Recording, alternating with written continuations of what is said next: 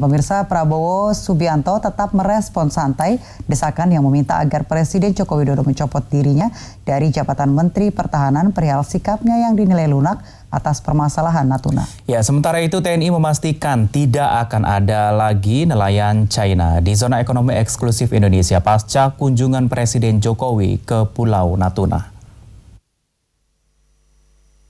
Menteri Pertahanan Prabowo Subianto menanggapi santai adanya desakan kepada Presiden Jokowi untuk mencopot dirinya sebagai Menteri Pertahanan karena dinilai lunak perihal masalah Natuna. Sebelumnya, Damai Haris Lubis dari PA 212 meminta Presiden Joko Widodo untuk mencopot Prabowo dari posisi Menteri Pertahanan. Prabowo mengatakan setiap orang berhak mengeluarkan pendapat, sementara saat disinggung soal polemik di perairan Natuna, Prabowo tetap mengatakan permasalahan Natuna dapat diselesaikan dan dinegosiasi dengan pemerintah Cina. Akan kedaulatan harga mati, ya, tapi kita harus jangan kita panas-panasin, ya. Jadi kalau wilayah teritorial itu kan, ya itu kedaulatan itu adalah 12 mil, ya.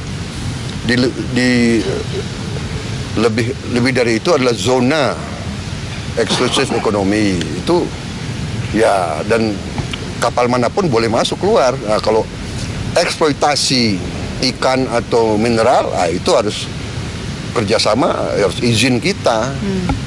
Nah, ini kan bisa diselesaikan, ya, kita bisa negosiasi dan sebagainya. Sementara itu, Kepala Pusat Penerangan TNI Maijen Sisriyadi di Cilangkap, Jakarta Timur, Kamis pagi mengatakan, kapal-kapal asing khususnya milik negara Cina sudah tidak ada di dalam perairan Indonesia di Natuna. Ia memastikan tidak ada lagi nelayan Cina yang melakukan pencurian ikan di zona ekonomi eksklusif Indonesia pasca kunjungan Presiden Joko Widodo ke Kabupaten Natuna. Intensitasnya kami melihat perkembangan situasi taktis di lapangan. Memang berdasarkan pengamatan dari TNI AU melalui pengintaian udara, kapal-kapal China yang waktu itu melakukan illegal fishing, mereka sudah keluar dari DTI kita pasca kunjungan Bapak Presiden ke Natuna. Indonesia, khususnya Tentara Nasional Indonesia, setiap hari juga akan melakukan patroli rutin melalui laut dan udara. Untuk patroli laut sendiri saat ini masih dijaga oleh 8 kapal milik TNI. Sedangkan untuk jalur udara setiap harinya disediakan 2 kali penerbangan. Patroli ini dilakukan untuk mencegah masuknya kapal-kapal asing, khususnya kapal nelayan Cina yang masuk ke dalam teritorial wilayah Indonesia di Natuna. Lydia Simangunsong, Ade Tata, Joko Puji, JAK TV.